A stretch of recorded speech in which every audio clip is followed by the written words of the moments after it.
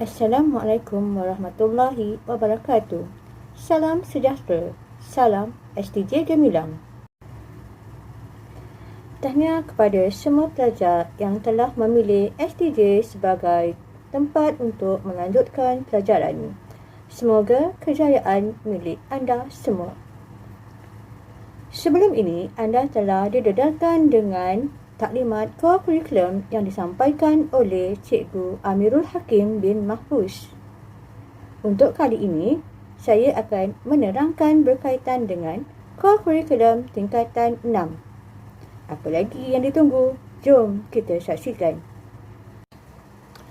Sebelum saya meneruskan taklimat pada pagi ini, ingin saya memperkenalkan guru-guru yang bersama-sama menguruskan core curriculum tingkatan 6.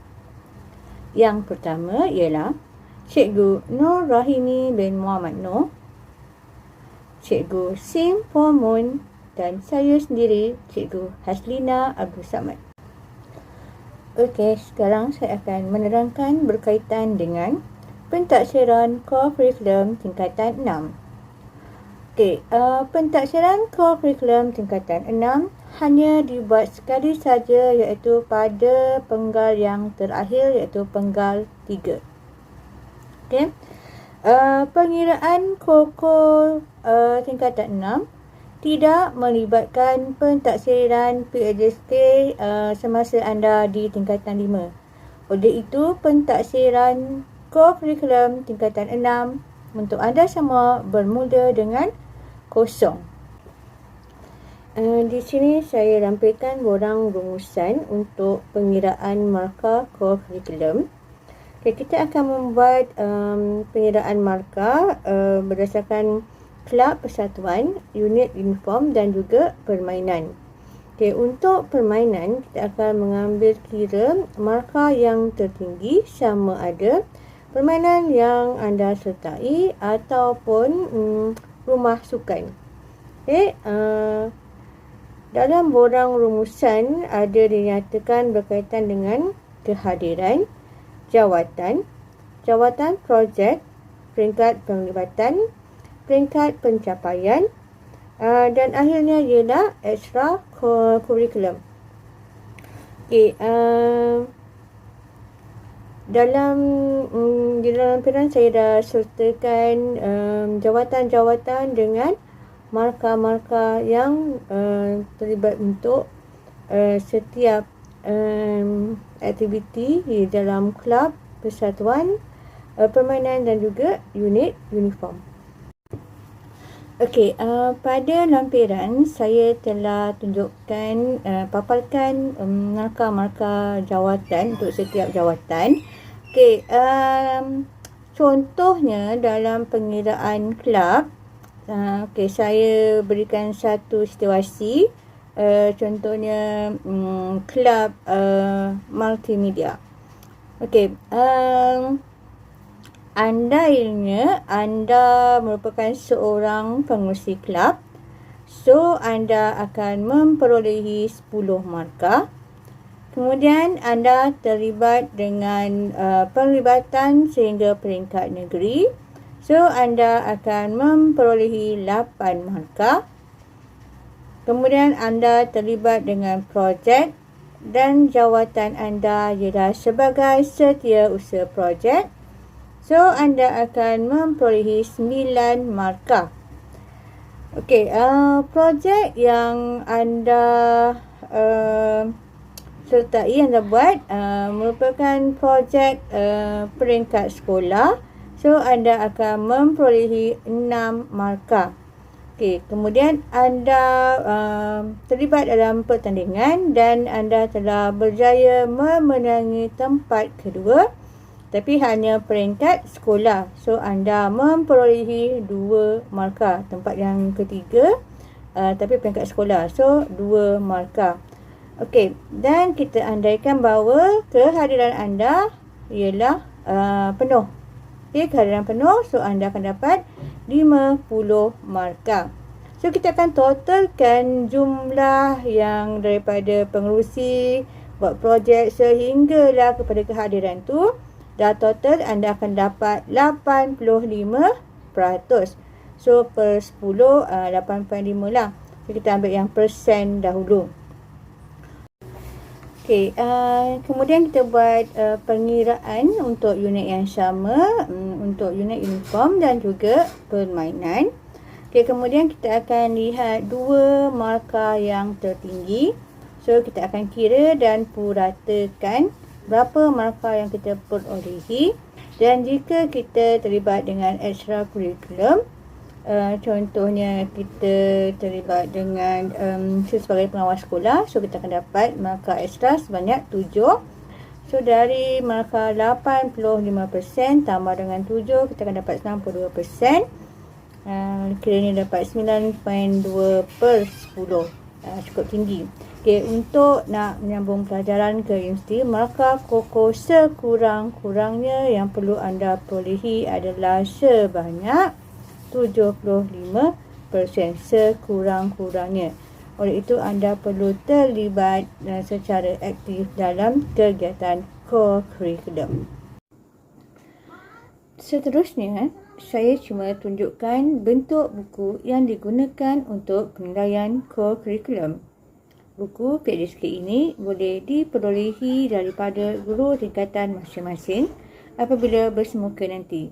So, jangan risau untuk memperolehi buku tersebut. Seterusnya, saya akan menerangkan berkaitan dengan pemakaian pakaian. Okey, oleh kerana SDJ hanya menawarkan satu unit uniform saja, iaitu KRS, pelajar-pelajar dikendaki menyediakan unit uniform KRS.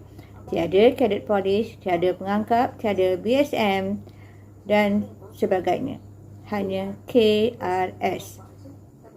Okay, pemakaian uniform KRS diwajibkan pada setiap hari Rabu. Buat masa sekarang, saya tidak menetapkan tarikh bila pelajar-pelajar perlu ada pakaian uniform KRS, tetapi pelajar perlu menyediakan lebih awal bagi apabila kita bersemuka, pelajar wajib memakai uniform KRS pada setiap hari Rabu. Okey, pemakaian uniform KRS seperti yang di dalam gambar yang saya lampirkan. Okey, bagi pelajar lelaki, uniform KRS kita memang dengan pendek. Tetapi bagi pelajar perempuan, semua pelajar perempuan tidak mengira kaum, pakaian uniform KRS perlu lengan panjang. Pelajar perlu memakai lengan panjang bagi pelajar perempuan semua kaum.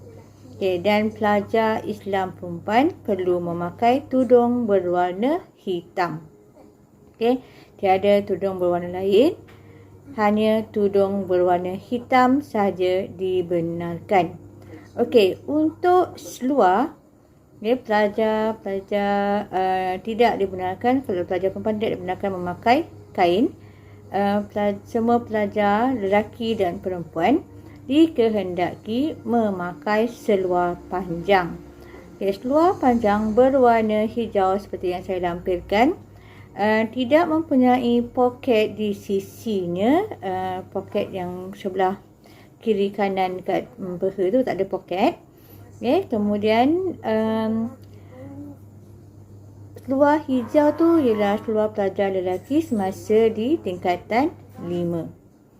Okey, kemudian kita juga mewajibkan setiap pelajar memakai pakaian baju KMJ pada setiap hari Selasa. Okay, baju ini boleh didapati di koperasi sekolah. Sebarang perubahan akan diberitahu dari semasa ke semasa. Seterusnya, saya akan menerangkan berkaitan unit core curriculum yang ada di tingkatan 6. Okey, unit-unit tersebut terdiri daripada kelab atau persatuan, unit uniform KRS dan permainan. Untuk kelab atau persatuan terdiri daripada kelab komunikasi dan kesenian, kelab multimedia, kelab foto kreatif dan kelab sains dan teknologi. Okay, untuk unit uniform KRS pula terdiri daripada Biro Ketahanan Diri, Biro Pertolongan Cemas, Biro Keusahawanan dan Biro Alam Sekitar. Bagi permainan, terdiri daripada 6 jenis permainan, iaitu bola jaring, bola keranjang, bowling, badminton, dart dan juga petang. Jangan risau kalau anda tidak pernah mendengar salah satu daripada permainan-permainan yang disebutkan. Jangan khawatir, kami akan mengajar anda. Tetapi buat masa ini, Koko hanya dijalankan secara atas talian.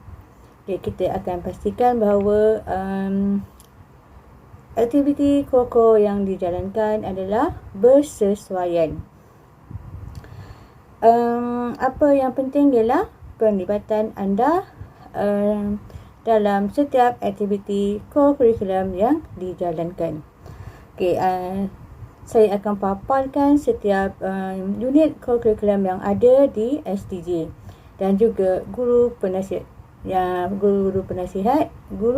bagi setiap unit-unit co-curriculum. So, saksikan.